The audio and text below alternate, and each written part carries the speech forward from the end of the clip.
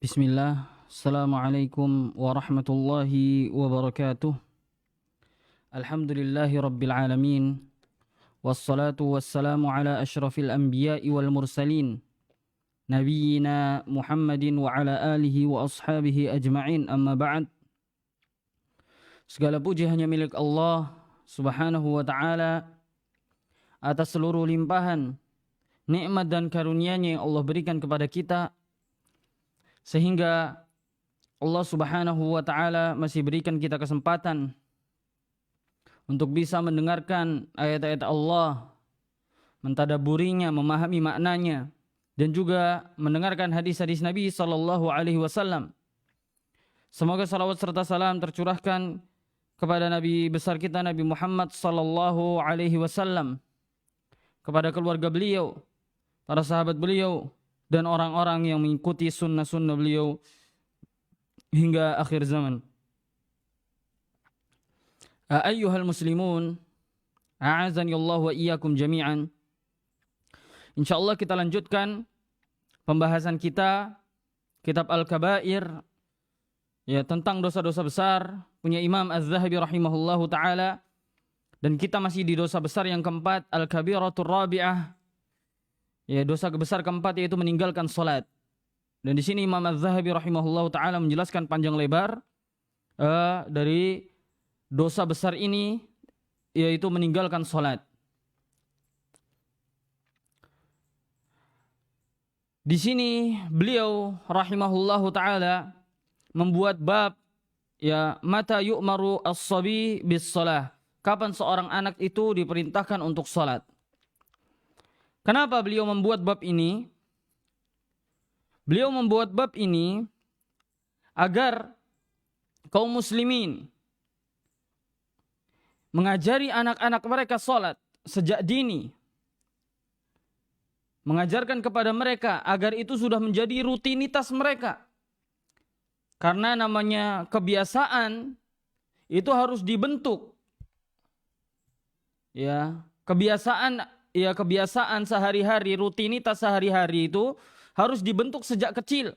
Kalau dia sejak kecil sudah terbiasa membuang sampah sembarangan, dia dari kecil, seorang anak itu sudah terbiasa melawan dengan orang tua, sudah sejak kecil anak kecil itu, ya, misalnya suka mencaci maki, maka besarnya pun akan seperti itu.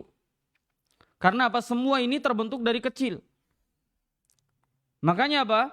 Islam sudah mendidik anak-anak kecil itu sejak dini. Sudah dilatih untuk melakukan kebaikan. Dan ini pula yang dilakukan oleh Nabi SAW. Jadi anak-anak itu, ya, agar terbiasa dengan kebaikan sama Nabi SAW, dibawa ke masjid. Untuk melihat bahwasannya apa? Ini adalah salat, perintah dari Allah. Allah yang memerintahkan secara langsung. Agar sang anak paham. Ternyata ini adalah perintah dari Allah. Kalau saya meninggalkan perintah dari Allah, maka saya akan mendapatkan dosa. Saya akan dihukum sama Allah. Kalau ini sudah tertanam pada seorang anak, maka insya Allah dia sampai mati tidak akan meninggalkan salat. Makanya Nabi SAW, ya, bersabda, muru auladakum bis salah, perintahkan anak-anak kalian untuk salat. Ya, wahum abna sab'u sinin. Tatkala umur mereka apa? 7 tahun. Perintahkan anak-anak kalian untuk sholat ketika umur 7 tahun. Ya, ini menunjukkan bahwasannya kita diperintahkan mulai mengajarkan kebaikan, mulai mengajarkan anak-anak kebaikan itu tatkala berusia 7 tahun. Sudah harus dibiasakan untuk berbuat baik, berbuat kebaikan, agar nanti apa? Ketika dia besar, ya, sudah terbiasa, tidak akan berat lagi. Karena apa? Karena ini sudah rutinitas dari kecil, sudah dibiasakan dari kecil. Ya, bahkan Nabi SAW ketika beliau salat, beliau terkadang membawa Hasan Husain radhiyallahu anhuma yang masih kecil. Bahkan terkadang beliau membawa Usamah bin Zaid radhiyallahu anhuma, dibawa sama Nabi SAW salat. Ya, tujuannya apa? Agar anak-anak ini kenal dengan perintah-perintah Allah. Ya, dia tahu mana yang diperintahkan Allah Subhanahu wa taala, mana prioritas amalan. Apalagi sholat ini dilakukan 5 kali sehari. Makanya Pak, ayyuhal muslimun, a'azani Allah wa iyyakum jami'an. Hendaknya kita berusaha mengajari anak-anak kita sejak usia dini, terutama di umur 7 tahun. Untuk apa? Untuk sholat. Kemudian Nabi SAW yang melanjutkan sabdanya, wadribuhum 'alaiha wahum abna 10 sinin. Dan pukullah mereka kalau usia mereka sudah mencapai 10 tahun. Jadi di umur 7 tahun, seorang anak itu diajari kebaikan. Ditunjukkan, diajarkan kepadanya kebaikan-kebaikan. Dan ketika di umur 10 tahun, ya, dia tidak mau, ya di umur 7 tahun diajari kebaikan-kebaikan terutama sholat. Dan apabila sudah di umur 10 tahun, tidak mau menunaikan sholat, maka apa? Kata Nabi SAW, wadribuhum, pukul mereka. Jadi apa?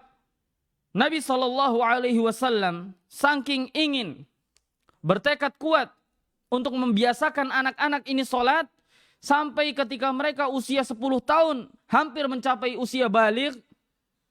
Sebelum mereka mencapai usia baligh, atau sebelum dia terbebani dengan beban syariat, Nabi SAW menyuruh dipukul.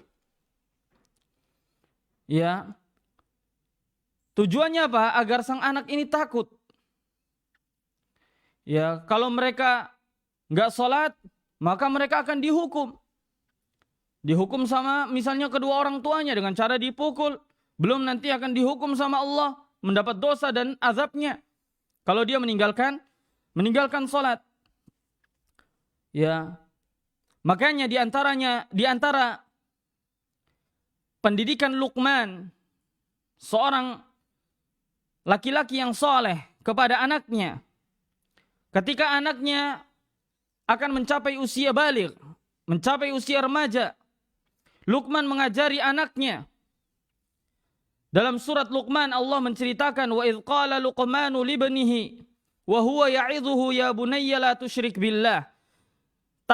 Ingatlah tatkala Luqman berbicara kepada anaknya, berkata kepada anaknya, wa huwa ya'idhuhu, dalam keadaan dia memberi nasihat, ya bunayya la tusyrik billah, wahai anakku, jangan sekutukan Allah. Innasyirka la zulmun azim. Sesungguhnya kesyirikan adalah dosa yang besar, adalah kezaliman yang sangat besar. Wa wassaynal insana biwalidayhi hamalathu ummuhu wahnan ala wahn. Dan kami, kemudian yang kedua nasihat Luqman, kami telah wasiatkan kepada manusia untuk berbuat baik kepada kedua orang tuanya. Hamalathu ummuhu, ibunya mengandung, wahnan ala wahn, kesusahan yang terus bertambah.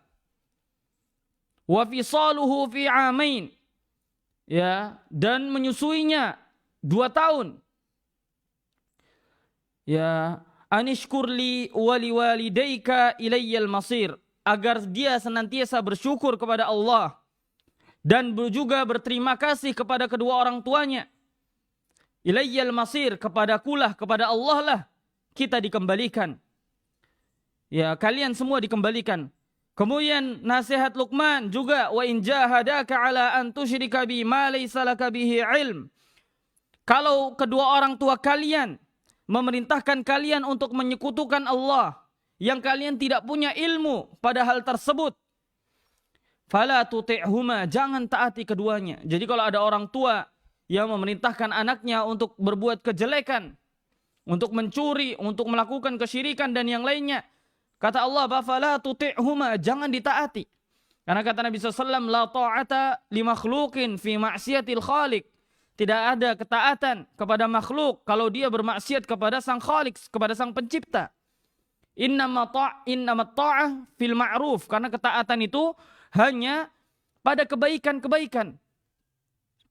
Ya, tapi apa kata Allah, wa sahibhuma fid dunya ma'rufa, tapi meskipun mereka, misalnya orang tua kalian kafir, menyuruh kalian untuk kufur kepada Allah, untuk melakukan kesyirikan. Tapi kata Allah, fasahibhuma fid dunya ma'rufa, tapi tetap pergaulilah mereka dengan baik. Ini adalah ajaran Islam. Ini yang diajarkan Luqman kepada anaknya. Kemudian kata Luqman, di antara nasihat Luqman, wattabi' sabila man anaba ilayya. Ikutilah jalan orang-orang yang suka bertaubat kepada Allah. Jadi seorang anak ini harus diajari ini semua, nasihat Luqman ini. Untuk tidak berbuat syirik, untuk berbakti sama orang tua. Kalaupun misalnya orang tua menyuruh berbuat kejelekan, maka jangan ditaati, tapi tetap pergauli mereka dengan baik. Ya, tetap katakan perkataan-perkataan yang baik. Dan apa? Ikutilah jalan orang-orang yang suka bertaubat kepada Allah. Tsumma ilayya marji'ukum.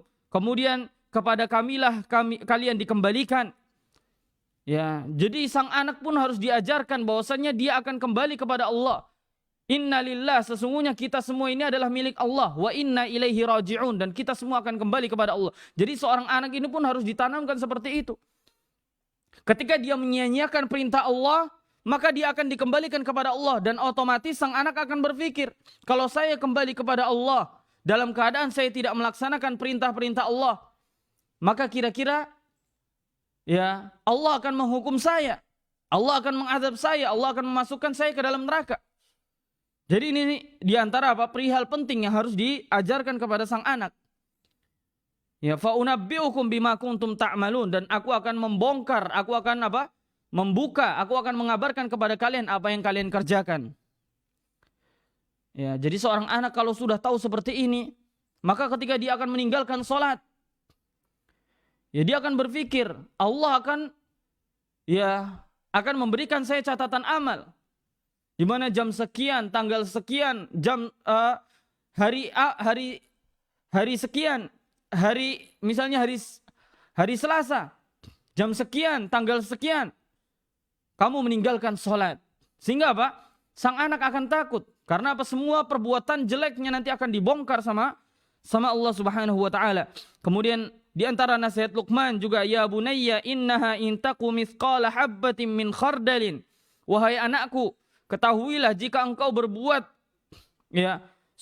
sesuatu yang sekecil biji sawi, kemudian perbuatan tersebut engkau masukkan ke dalam batu, ya, kemudian au fis samawat, kemudian engkau buang batu tersebut di atas langit, au fil ardi, atau engkau tanam di bawah bumi, ya'ti bihallah, itu perbuatan itu akan didatangkan oleh Allah nanti di hari kiamat.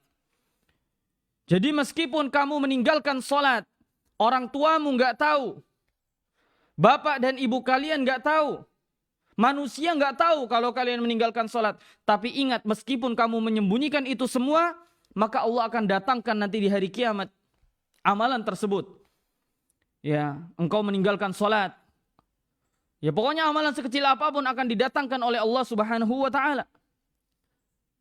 Ya, innallaha latifun khabir. Sesungguhnya Allah Subhanahu wa taala maha lembut dan maha khabir. Kemudian kata Luqman, ya bunayya aqimis shalah. Wahai anakku, tegakkan salat, tunaikan salat. Ya, di antara nasihat Luqman kepada anaknya adalah, wahai anakku, tegakkan salat. Ya. Wa'mur bil ma'ruf, dan amar ma'ruflah nahi mungkar. Wanha 'anil munkar, dan cegahlah dari cegahlah orang-orang yang hendak berbuat kemungkaran. Wasbir 'ala ma asabak, dan bersabarlah atas apa yang menimpamu. Inna dzalika min azmil umur. Ya, jadi di antara nasihat Luqman kepada anaknya adalah untuk menunaikan salat. Karena salat ini adalah sesuatu yang sangat penting, yang merupakan barometer utama kebaikan seseorang, apakah seseorang itu jelek atau tidak. Jadi yang menjadi patokan kebaikan, ya, seseorang itu baik atau tidak menurut Allah adalah salat. Makanya dahulu para ulama apabila ingin menuntut ilmu, yang pertama kali mereka lihat dari gurunya adalah salatnya, ibadahnya. Kalau ibadahnya baik, apalagi salatnya, maka sang ulama ini akan menuntut ilmu dari guru tersebut. Tapi kalau sholatnya jelek, ibadahnya jelek, maka ditinggalkan. Ya karena apa? Kewajiban dia sama Allah aja dia berani sia-siakan, apalagi ketika dia kewajiban dia menyampaikan ilmu kepada manusia. Maka itu bisa lebih disia-siakan. Ya. Makanya di antara nasihat Luqman adalah untuk menegakkan salat, agar anak-anak ini menunaikan salat. Ya, sudah diajari dari kecil. Ya, agar nanti ketika dewasa atau dia remaja, ya ketika dia dari kecil sudah diajari tentang salat, dan ketika dia akan memasuki masa-masa remaja, jiwanya itu yang jiwa-jiwa manusia ini selalu mendorong manusia untuk berbuat kejelekan akan dikekang. Ya, hawa nafsunya oleh salat ini. Kalau dia salatnya baik. Apabila seorang anak ketika dia sebelum balik misalnya diajari salat, maka salat ini akan mengekang hawa nafsunya ketika di usia remaja. Sehingga di usia remaja dia nggak akan buat sesuatu yang merusak, nggak akan berbuat sesuatu yang frontal ataupun yang lainnya. Karena apa? Hawa nafsunya dikekang sama salat. Sebagaimana firman Allah, innas salata tanha 'anil fahsya. Sesungguhnya salat ini mencegah kalian dari berbuat fahsya, berbuat perbuatan keji. Jadi kerusakan moral remaja zaman sekarang, pergaulan bebas, ya, atau bahkan ya hamil di luar nikah, itu semua karena apa? Mereka nggak diajarkan salat sejak kecil. Karena apa? Nggak ada yang mengekang hawa nafsu mereka, sehingga apa? Mereka berbuat kerusakan di atas muka bumi. Sedangkan kata Allah, innas salata tanha 'anil fahsya. Sesungguhnya salat ini mencegah kalian dari berbuat kekejian, perbuatan keji. Kalau seorang anak sudah ditanamkan salat dari kecil, maka insya Allah dia tidak akan berbuat perbuatan keji. Wal mungkar, dan tidak akan berbuat perbuatan mungkar. Ya, kalau ini apa? Sudah diajari dari kecil. Nabi Ibrahim alaihi salatu wassalam, seorang nabi yang mulia yang merupakan kekasih Allah, Khalilur Rahman. Dia berdoa kepada Allah, Rabbi ja'alni muqimas salah. Ya Allah, jadikan aku termasuk orang yang mendirikan salat. Wa min dzurriyyati. Ya Allah, aku berharap agar anak keturunanku itu mendirikan salat. Rabbana wa taqabbal du'a. Ya Allah, terimalah doa saya. Ini doa Nabi Ibrahim, doa kekasih Allah Subhanahu wa taala. Namun kebanyakan dari manusia cuma berdoa, ya Allah, semoga anak saya sukses. Ya Allah, semoga anak saya diberikan kesehatan. Ya Allah, panjangkan umur anak saya. Lupa mendoakan anaknya. Ya Allah, semoga anak saya termasuk orang yang mendirikan salat. Ya Allah, jagalah anak saya. Ya, jangan sampai dia meninggalkan salat. Ini hari yang harus kita tiru. Nabi Ibrahim, kekasih Allah, berdoa untuk keturunannya. Dan ini semua tujuannya adalah untuk membentuk generasi Islam. Ya, generasi Islam ini terbentuk dari anak-anak kecil ini. Anak-anak kecil ketika mereka sudah terbiasa sholat, terbiasa berbuat kebaikan, maka generasi itu akan menjadi baik. Apalagi kalau generasi kecil ini ternyata mereka adalah orang-orang yang suka meninggalkan sholat, maka bisa dipastikan generasi tersebut akan rusak. Nggak akan baik. Karena Allah sendiri mengatakan, فَخَلَفَ مِنْ بَعْدِهِمْ. Maka kemudian kami ganti generasi mereka. Khalfun, dengan suatu generasi. Adha'us shalah, yang mereka meremehkan salat. Jadi apabila ada satu generasi atau generasi kita sekarang bermudah-mudahan dalam urusan salat, meremehkan urusan salat, maka jangan salahkan Allah ketika nanti anak-anak keturunan kita atau generasi di bawah kita ini lebih menyia-nyiakan salat. Karena kata Allah, Pak, kami akan ganti generasi mereka dengan generasi yang adha'us shalah, yang mereka meremehkan salat. Bahkan enggak salat sama sekali. Karena kita sendiri. Kemudian apa akibatnya dari ketika meremehkan salat? Wattaba'us syahawat, akhirnya mereka mengikuti hawa nafsu. Akhirnya berbuat kerusakan di sana sini. Ya, akhirnya apa? Moralnya rusak di sana sini. Ini akibat meninggalkan salat. Dia akan mengikuti hawa nafsunya, dia akan mengikuti seluruh keinginan jiwanya. Baru ketika jiwa seseorang itu tidak diikat dengan ilmu, maka apa? Dia akan berbuat kerusakan. Innan nafsala ammaratun bisu. Sesungguhnya jiwa manusia ini benar-benar memerintahkan manusia untuk berbuat kejelekan. Illa ma rahima rabbi, kecuali yang dirahmati oleh Allah Subhanahu wa ta'ala. Maka kalau kita ingin menciptakan suatu generasi yang mereka tidak mengikuti hawa nafsu, maka ajarilah mereka dengan salat. Ajarilah mereka salat, terutama ketika mereka masih kecil, masih anak-anak. Ya, dan inilah yang diperintahkan oleh Nabi SAW untuk muru auladakum bis shalah, perintahkan anak kalian salat. Dan Syekh Utsaimin rahimahullahu taala juga melarang kepada para orang tua untuk mengusir atau menggeser atau memerintahkan anak-anak yang di saf depan untuk mundur ke belakang. Jadi misalnya ketika anak-anak ini sudah diajari sholat, mereka Masya Allah semangat sekali. Sampai akhirnya di antara mereka ada yang sholat di belakang, di saf yang terdepan. Bahkan di antara mereka ada yang milih di barisan di belakang imam. Kalau mungkin di belakang imam bisa disuruh geser.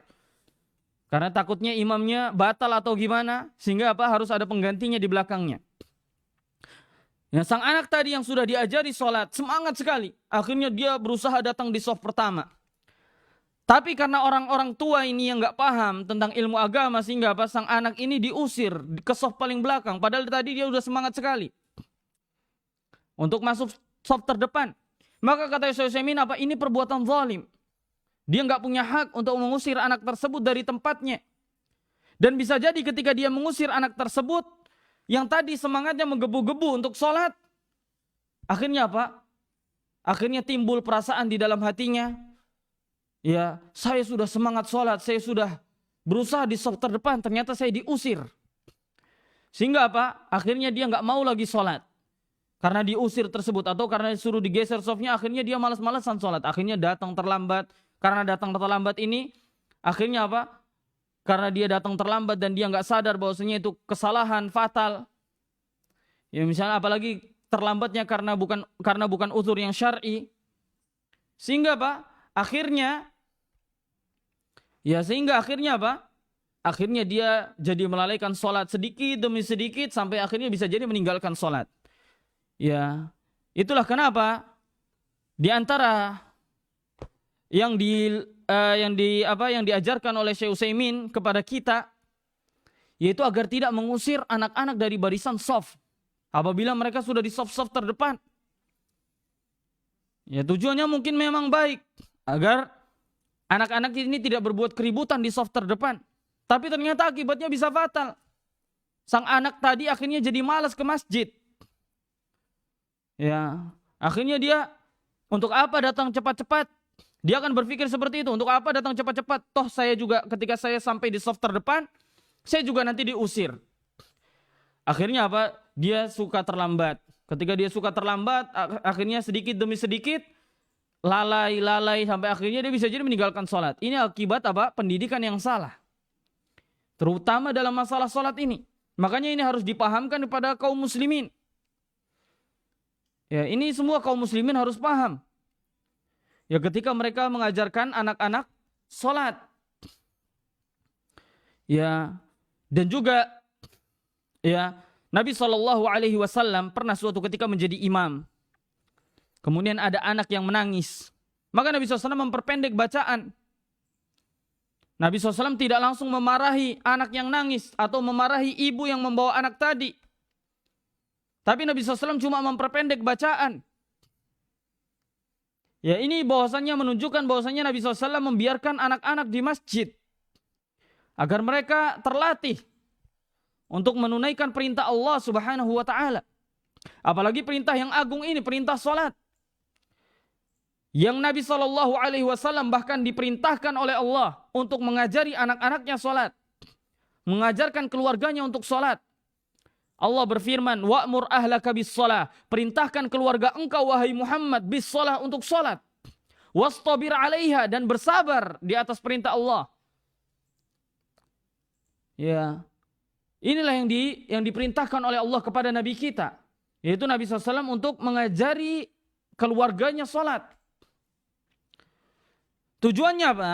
Agar ketika sang anak tadi, ketika akan beranjak ke masa remaja atau ke masa dewasa nantinya, ini sholat ini akan mengekang hawa nafsunya dari berbuat kerusakan. Ya, dari berbuat kerusakan. Karena kerusakan yang ada ini karena faktor tidak ada pengekang hawa nafsunya, dan pengekang hawa nafsunya ini ya sholat. Ya, dan juga kenapa harus diajarkan sholat sejak dini? Ya tujuannya adalah ketika nanti dia menghadapi masalah, dia misalnya menghadapi kegalauan hidupnya, kesusahan hidupnya, dia akan langsung lari kepada Allah, akan langsung kembali kepada Allah, mengadukan semuanya kepada Allah dalam sholatnya. Ya akan mengadukan kepada Allah apa? Dalam sholatnya. Ini apa? Kalau diajari sholat. Makanya Allah Subhanahu wa taala berfirman, "Wasta'inu bis-sabri was-shalah." Minta tolonglah kalian kepada Allah dengan sabar dan salat. Wa innaha lakabiratun illa 'alal khashi'in. Dan sungguh salat ini sangat berat kecuali bagi mereka yang orang-orang yang khusyuk. Jadi Allah sendiri menyuruh kita untuk minta tolong terhadap salat. Ya, bahkan kana Nabi sallallahu alaihi wasallam idza hazabahu amrun. Nabi sallallahu alaihi wasallam apabila ditimpa perkara yang berat, susah mencari solusi, apabila ada persoalan yang berat yang dihadapi oleh Nabi, fazi'a ila shalah, beliau segera salat. Kemudian setelah beliau salat, Allah kasih jalan keluar. Tujuannya ketika anak-anak kecil ini, ya, misalnya diajarkan salat sejak kecil, nanti ketika dia akan menghadapi perkara-perkara berat dalam hidupnya, dia akan lari ke salat. Karena dia tahu itu keutamaan salat, ternyata membuat jalan keluar. Karena dalam salat kita minta kepada Allah, ihdinas siratal mustaqim, ya Allah tunjuki kami jalan yang lurus. Ya Allah berilah kami solusi dari kehidupan, dari sulitnya kehidupan ini. Karena minta kepada Allah, akhirnya Allah bukakan jalan keluar dari orang-orang yang ketika dia menghadapi permasalahan hidup, kemudian segera menunaikan salat. Segera mengadu kepada Allah, ihdinas siratal mustaqim, untuk ditunjuki jalan yang lurus dari kehidupannya. Yaitu tujuan yang lain. Di antara tujuan kenapa kita harus mengajari anak-anak sholat. Kemudian di sini disebutkan sama Imam Abu Sulaiman Al-Khattabi rahimahullah tentang hadis ini, muru auladakum bis shalah wa hum abna 7 sinin. Perintahkan anak kalian untuk sholat tatkala umur mereka 7 tahun. Wadribuhum 'alaiha bi'ashar. Pukullah mereka di umur 10 tahun. Kata Imam Abu Sulaiman Al-Khattabi rahimahullahu ta'ala, hadzal hadits, hadis ini yadullu ala ighladzil 'uqubati lahu idza balagha tarikan laha. Hadis ini menunjukkan hukuman bagi sang anak tatkala mereka meninggalkan salat. Jadi ketika seorang anak di umur 10 tahun meninggalkan salat, maka hukumannya adalah dipukul. Ya, wa kana ba'du ashabil Imam Asy-Syafi'i rahimahullahu taala, sebagian teman-teman Imam Syafi'i rahimahullahu taala yahtajju bihi fi wujubi qatlihi idza tarakaha muta'ammidan ba'dal bulugh. Sebagian teman-temannya Imam Syafi'i rahimahullahu taala berpendapat melalui hadis ini, berhujjah dengan hadis ini, anna fi yahtaju bihi fi wujubi qatlihi idza tarakaha muta'ammidan. Wajib, ya. Bahkan di sini ya sebagian teman-teman Imam Syafi'i rahimahullahu taala berpendapat bahwasannya wajib membunuh orang-orang yang meninggalkan salat dengan sengaja tatkala dia usianya sudah balik. Tatkala dia sudah mukallaf, sudah dibebani syariat, kalau dia enggak mau salat, meninggalkan salat dengan sengaja, maka hukumannya adalah wajib dibunuh. Kenapa? Yaqul, dia berkata, idza istahaqqa ad-darbu wa huwa ghairu balighin fayadullu ala annahu yastahiqqu ba'da al-bulugh min al-'uqubah ma huwa ablagh. minad darbi. Kemudian kata beliau rahimahullahu taala, idza istahaqqad darbu, kalau seorang anak itu boleh dipukul sama Nabi SAW, wa huwa ghairu balighin, padahal pada waktu itu dia belum balik. Anak ketika umur 10 tahun enggak mau menunaikan salat, dia boleh dipukul padahal itu belum usia balik. Fayadullu, ini menunjukkan ala annahu yastahiqqu ba'dal bulugh, menunjukkan bahwasannya ketika dia sudah mencapai usia balik, dia sudah mukallaf, sudah dibebani syariat, kemudian dia meninggalkan salat dengan sengaja, fayastahiqqu minal uqubah, maka dia pantas mendapatkan hukuman ma huwa ablagh, yang lebih besar lagi. Ya, minad darbi, yang lebih besar lagi dari pukulan tadi. Kemudian kata beliau rahimahullah, walaysa ba'da darbi syai'un ashadda minal qatli, dan tidak ada pukulan yang lebih keras daripada pukulan pedang. Jadi apa sebagian pendapat teman-temannya Imam Syafi'i rahimahullahu taala, kalau seandainya anak umur 10 tahun yang belum balik itu sama Nabi SAW dibolehkan untuk memukul, ini menunjukkan bahwasanya ketika mereka sudah balik dan mereka masih meninggalkan sholat, maka mereka bisa dihukum yang lebih besar lagi dari pukulan, dan tidak ada hukuman yang lebih besar dari pukulan kecuali adalah pukulan pedang. Ini menunjukkan apa? Dibunuh. Sebagian teman-temannya Imam Syafi'i rahimahullahu taala. Wa qad ikhtalafa ulama, kemudian dilanjutkan sama Imam Az-Zahabi rahimahullahu taala, dan para ulama berselisih fi hukmi tarikis shalah, dalam hukum orang-orang yang meninggalkan salat. Faqal, dia berkata, Malik, ya faqala Malik, Imam Malik berkata, wa Syafi'i wa Ahmad, dan Imam Ahmad, tiga madhab di sini, Imam Malik, Imam Syafi'i dan Imam Ahmad rahimahumullahu taala, tarikus salati yuqtalu darban bis-sayfi fi raqabatih. Orang yang meninggalkan salat itu dipenggal lehernya dengan pedang. Summa ikhtalafu fi kufrihi, tapi mereka berselisih pendapat dalam kekufurannya. Ya idza tarakaha min ghairi udhrin, apabila meninggalkannya tanpa uzur, hatta yakhruja waqtaha, sampai keluar waktunya. Ya, jadi apa? Imam Malik, Imam Syafi'i dan Imam Ahmad berpendapat bahwasannya orang yang meninggalkan salat dengan sengaja, ya di sini apa? Dipenggal lehernya dengan pedang. Tapi mereka berselisih pendapat apakah dia kafir atau tidak. Karena kalau dia kafir, berarti dia nggak boleh dimandikan, nggak boleh dikafani, dan nggak boleh dikuburkan ke perkuburan kaum muslimin karena dia kafir. Ya, jadi apa? Tiga ulama tadi berselisih pendapat apakah dia kafir atau tidak. Setelah dihukum pancung, setelah dihukum dengan dipenggal lehernya. Wa qala Ibrahim An-Nakhai rahimahullahu taala, Ibrahim An-Nakhai rahimahullahu taala berkata, dan Ayyub As-Sikhtiyani wa Abdullah bin Mubarak wa Ahmad bin Hanbal wa Ishaq bin Rahaweh rahimahumullahu taala, ya, berkata, mereka semua berkata huwa kafirun. Ya, orang-orang yang meninggalkan salat mereka adalah kafir. Wastadallu biqaulin Nabi sallallahu alaihi wasallam, mereka berpendapat dari sabda Nabi sallallahu alaihi wasallam, ala ahdul ladzi bainana wa bainahumus shalah, perbedaan perjanjian antara kami dengan mereka adalah salat. Faman tarakaha faqad kafar, siapa yang meninggalkannya maka dia telah kafir. Wa biqaulihi sallallahu alaihi wasallam, dan juga berpendapat dari hadis Nabi sallallahu alaihi wasallam, bainar rajuli wa bainal kufri tarkus shalah, seorang laki-laki, pembatas antara seorang laki-laki dari kekafiran adalah salat. Ya. Ya, ini adalah perkataan para ulama tentang salat.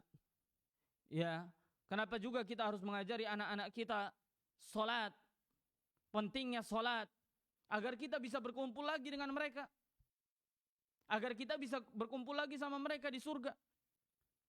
Karena apa? Kata Allah, walladzina amanu, adapun orang-orang yang beriman, wattaba'athum dzurriyyatuhum biimanin, dan anak cucunya, keturunannya mengikutinya dalam keimanan, alhaqna bihim dzurriyyatahum, ya kami akan pertemukan mereka di surga. Jadi apabila misalnya ya seseorang itu beriman kepada Allah, kemudian anak cucunya ternyata juga beriman kepada Allah, maka nanti akan dipertemukan di surga. Ya. Wa man salaha min abaihim wa azwajihim wa dzurriyyatihim, orang-orang yang baik di antara bapaknya, anaknya, keluarganya, semuanya nanti akan dikumpulkan kalau mereka semua beriman kepada Allah. Tapi kalau sang anak tadi karena enggak diajarkan salat, bapaknya, sedangkan bapaknya ini adalah orang yang menjaga sholatnya. Tapi ketika sang anak tadi nggak diajarkan sholat sejak dini, maka ketika sang bapak meninggal dunia, ya kemudian ternyata sang anak meninggal dunia juga dalam keadaan misalnya dia sudah balik dan tapi dia meninggalkan sholat, bahkan seumur hidupnya nggak pernah sholat misalnya, maka apa? Mereka nggak akan ketemu. Karena apa? Sang anak tadi sudah kafir.